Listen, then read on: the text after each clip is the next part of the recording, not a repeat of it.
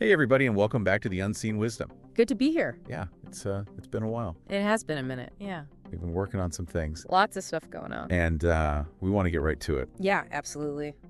Let's jump in. But before we do, if you like this kind of deep dive into the information that you provide to us, Yeah. please like, comment, subscribe, all that stuff. It really helps the channel. It does help. Thank you.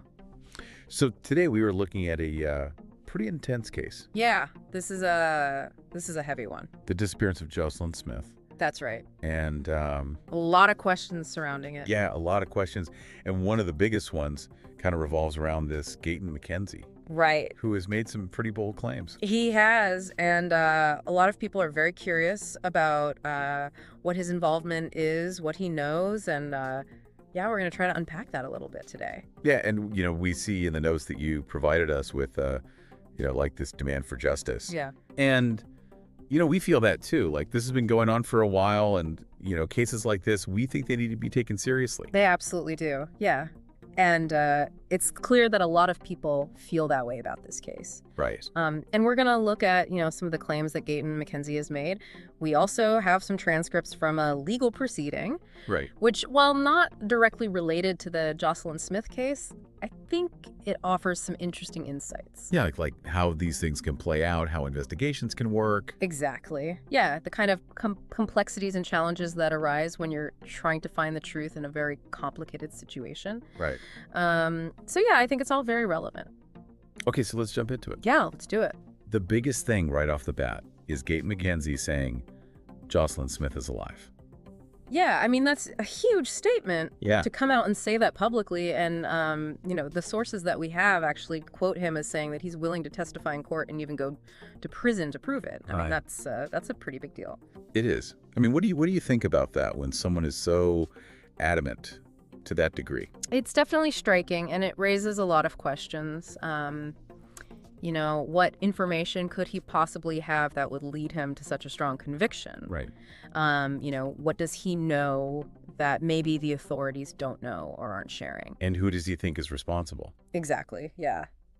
If he's so sure that she's alive, then there's got to be someone who he believes is behind her disappearance, keeping her hidden. Right. And obviously the biggest question is, could she actually still be alive? Yeah, I mean, that's the question that everyone wants answered. Right. And, it's been quite a while since she went missing. So the fact that he's so confident, it definitely gives you pause. Okay, so, we see here that he was the Minister of Sport, Art, and Culture and leader of the Patriotic Alliance. Mm-hmm. But, what was his actual involvement in the case? Right. Well, initially, it seems like he was very involved from the very beginning. The sources describe him as being deeply invested in the case. He actually led some search efforts. Okay, so he was boots on the ground. Yeah, very much so. He was out there. He was actively looking for her. He was talking to people. Oh. And he also developed a close relationship with Jocelyn's family, especially with her mother, Kelly. Okay. So, he was very much a presence in those early stages of the investigation. So how did his role start to change? Well, it seems like as time went on, his involvement started to attract scrutiny. Okay. The sources say that authorities began to accuse him of interfering with the investigation. Oh. And there were even suggestions that his actions might be doing more harm than good. Oh, wow. So, imagine you're trying to investigate a very sensitive case, and you have this very public figure who's very vocal, who's inserting himself into the situation. Yeah, that could definitely complicate things. Exactly. And, there's always that concern that, he might be jeopardizing the investigation, maybe inadvertently tipping off suspects or something like that. So what was his response to this pushback? Well, it seems like he remained undeterred in his efforts. Okay. And his frustration kind of grew over time. Yeah, that makes sense. And ultimately culminated in this very public claim that Jocelyn is alive. Right. And he voiced this conviction during a Facebook Live session where he also expressed his disappointment at not being called as a witness in the official investigation. Okay. He even said that no one had been closer to the investigation than him. Wow. So, he clearly felt that he had valuable information to offer, but that he was being ignored or even sidelined. And then it escalates from there. It does. He goes on to allege that a powerful and well-connected syndicate was involved in Jocelyn's kidnapping, and that high-profile individuals were working to protect those responsible. Wow. So, he's basically suggesting that there's a cover-up going on. Oh, wow. That there are people in positions of power who are actively working to obstruct justice. Right, so it's not just a random kidnapping. This is like some big conspiracy. Yeah, that's the implication. And he even suggests that some within the investigative structure itself might be too compromised to provide reliable information. Wow, so he's saying that even the people who are supposed to be finding her might be part of the problem. Yeah, it's a pretty serious allegation. It is? And it really casts doubt on the integrity of the entire investigation. So what has the response been to these accusations? Well, it's been mixed. Right. The sources that we have kind of highlight the fact that his claims have been met with both support and skepticism. Okay, so some people are buying it, some people aren't. Exactly. So what are those two sides saying? Well, on the one hand, you have people who believe that Mckenzie might be onto something. Okay. That he's uncovering crucial information that others are afraid to touch. So they think he's like a whistleblower type? Yeah, exactly. They think he's shining a light on something that's very dark and dangerous. Right. And that maybe there are people who are trying to silence him or discredit him. Right. But then on the other hand, you have people who dismiss his involvement as just political grandstanding. Right. They think he's just trying to grab headlines or advance his own agenda. Okay. And that he doesn't actually have any real evidence to support his claims. Wow. So it's very polarized. You have these two very different interpretations of what he's doing and why he's doing it. Right. And it's hard to know who to believe. So what do you make of his willingness to go to prison?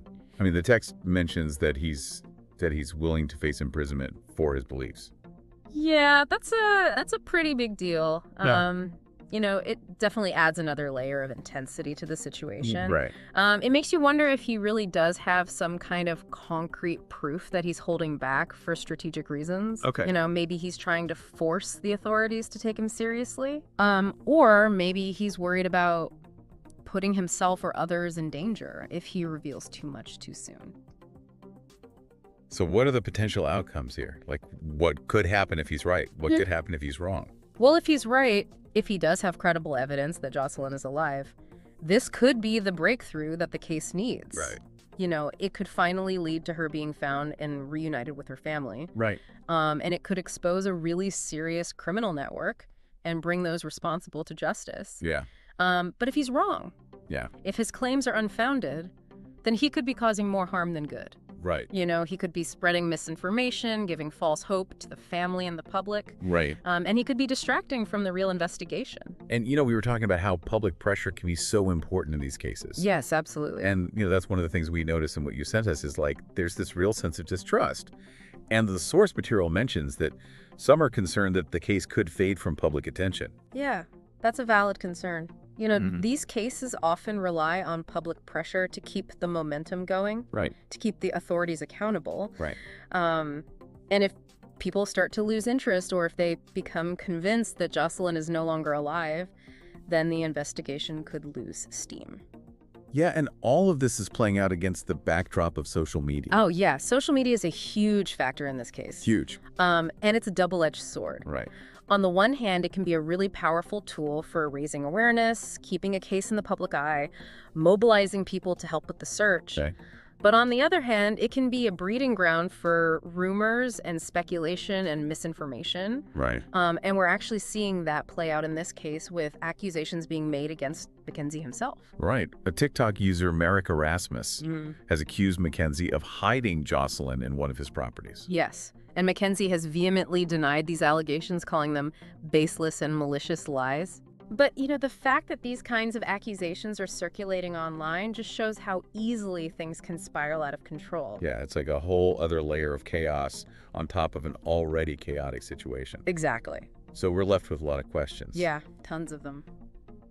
If Jocelyn is alive, where is she? Why haven't the authorities found her? What's the motive for keeping her hidden? And if Mckenzie's right about this powerful network being involved, how deep does that go? Yeah, and I mean, the source material talks about how time is such a crucial factor in these cases. It is. The longer a child is missing, the harder it becomes to find them. Right.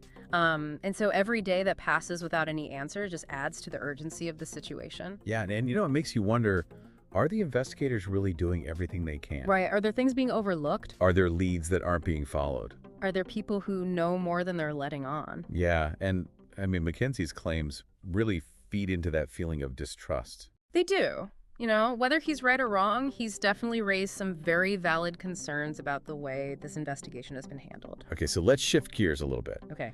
You gave us these transcripts from a legal proceeding. I did. And I know this isn't directly related to Jocelyn's disappearance, but I think it's important to look at. I agree. I think it's very relevant. Okay. It gives us a glimpse into how these legal processes work. Right. The kind of scrutiny that's applied to evidence and testimony. Okay. And the complexities that can arise when you're dealing with allegations of misconduct against the authorities. Okay, so this case involves a person named Stefano Funrain. That's right. And there are allegations of assault during interrogation. Right. So what are some of the key things that stand out in these transcripts? Well, one of the first things that jumps out is the concern about unrecorded conversations that might have taken place during the taking of a statement from Mr. Funrain. Oh, that's not good. No, it's not. It immediately raises questions about transparency and whether there might have been something inappropriate happening that wasn't captured on the official record. Right. There's also a discussion about video evidence and its accuracy. Okay. Whether the video footage actually reflects everything that happened in the room. Right. And whether it was complete and unbiased. Okay. So, I mean, even when you have video evidence, it's not always a slam dunk. Right. There can still be questions about its reliability and its interpretation. And then there's the testimony about whether Mr. Funrain was restrained during the interrogation. Right. That's a key detail. The use of restraints can obviously impact a person's physical and psychological state. Right. And it can potentially raise concerns about coercion or mistreatment. Yeah, and I mean, the transcript specifically mentioned questions about whether he showed any signs of having been handcuffed for a prolonged period or of assault on his wrists. Exactly. And, these are very specific allegations that need to be investigated thoroughly. Right. And the medical evidence is really important in this context. Okay, so what does the medical evidence show? Well, we have testimony from a medical doctor, Tanya Zimri, Okay. who examined Mr. Funrain. Okay. And she noted an abrasion on his left wrist, but she reported the absence of more serious injuries, like fractures. Okay. And this is significant because there were allegations of brutal torture. Wow, so the medical evidence doesn't really support those claims. Right. It's more consistent with some kind of minor injury, maybe from handcuffs, but not from the kind of severe beating that was alleged. Right. And the doctor also confirmed that Mr. Funrain had denied sustaining any new injuries or assault since a previous examination. Okay, so that kind of complicates things even further. It does. It raises questions about when and how that abrasion occurred. Right. And whether it was actually related to the interrogation at all. And then there's the issue of police officers being present during the medical examination. Yeah, that's a big red flag. Yeah. It raises concerns about whether Mr. Funrain felt comfortable disclosing information freely and honestly in that environment. Right. If you're alleging that you were mistreated by the police and then the police are right there in the room with you when you're being examined by a doctor. Yeah, you might not feel safe speaking up. Exactly. It could definitely create a sense of intimidation or pressure. So even though this case is separate from Jocelyn's disappearance, what can we learn from it? Well, I think it highlights the importance of due process, thorough investigation, and addressing allegations of misconduct. These are fundamental principles that apply to any situation where justice is being sought. Right. And it shows how difficult it can be to get to the truth, especially when there are conflicting accounts and questions about the conduct of the authorities. Okay. So even though it's a different case, I think it's very relevant to Jocelyn's situation. Right, because there are also allegations of a cover-up in her case and questions about whether the investigation has been thorough and impartial. Okay. And I think it underscores the need for continued scrutiny and accountability in all cases involving missing persons. Yeah, we keep coming back to this demand for justice. Yeah, that's the driving force behind all of this. Right. And I mean, it's been a while since Jocelyn disappeared. It has. And, I think people are understandably frustrated, and they're worried that the case isn't being taken seriously enough. Yeah, and Mckenzie's claims, whether they turn out to be true or not, they really tap into that frustration. Ah. They give voice to that feeling that something isn't right. Right. That maybe there are people who know more than they're letting on. Right. And that maybe justice isn't being served. So where do we go from here? We have all these questions, all these different perspectives. Yeah, it's a complex situation. It is. What are the key takeaways? Well, I think the biggest takeaway is that this is a case that deserves continued attention and scrutiny. Right. We need to keep asking questions. Yeah. We need to demand answers. And we need to hold those in power accountable. Okay. And, one of the things that really struck me in the material that you sent was this emphasis on focusing on the facts and not getting lost in speculation. Right. It's so easy to get caught up in all the rumors and the theories and the accusations. Right. But ultimately, it's the facts that matter. Right. So, as we continue to follow this case, I think it's important to be discerning, to be critical of the information that's out there. Right. And to always be asking ourselves, what's the evidence? Right. What's the truth? So we've talked a lot about the demand for justice and the complexities of these cases. We have. But I think it's also important to ask, what does justice actually look like in a situation like this? That's a really good question. Yeah? What would it take to truly satisfy the demand for justice in this case? Right. Is it finding Jocelyn alive and bringing those responsible to justice? Is it uncovering the truth about what happened, even if it means exposing uncomfortable truths about those in power? Right. Is it reforming the systems that allowed this to happen in the first place? Right. I think these are all important questions to consider. Yeah. And I think it's something for all of us to think about. It is. Not just in this case, but in all cases where justice is being sought. Exactly. Justice is a complex concept. It is. And it's not always easy to achieve. Right. But I think it's something that we should always be striving for. Absolutely. Well, thank you for joining us for this deep dive into the unseen wisdom. Yeah, thanks for having me. And we encourage you to keep thinking about these questions, keep searching for answers, and keep demanding justice. Keep the conversation going. We'll see you next time. See you later.